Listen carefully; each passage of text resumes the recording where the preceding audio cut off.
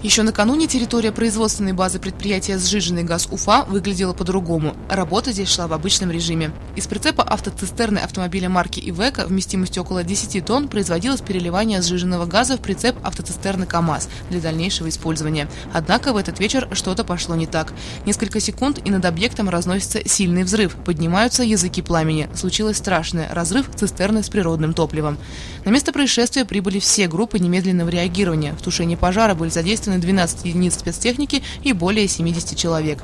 Более часа пожарные расчеты боролись с огнем. Локализовать обширное возгорание удалось лишь к полуночи. Взрыва второй цистерны удалось избежать благодаря постоянному охлаждению. К счастью, погибших и пострадавших нет.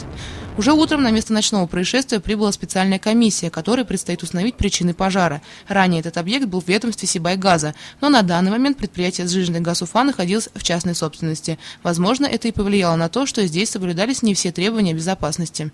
Производилась заправка пустых баллонов для сжиженного газа через смонтированную колонку.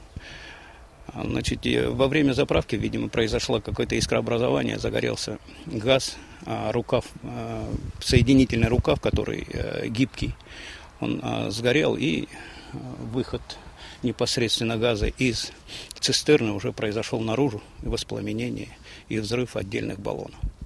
Эстакада разрушена полностью. Тут трудно сейчас восстановить, только по фрагментам видно, что производилась все-таки заправка баллонов из мобильных емкостей, что категорически запрещено.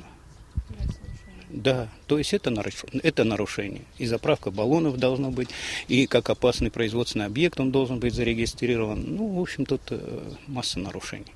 И вся эта незаконная деятельность производилась незаконно.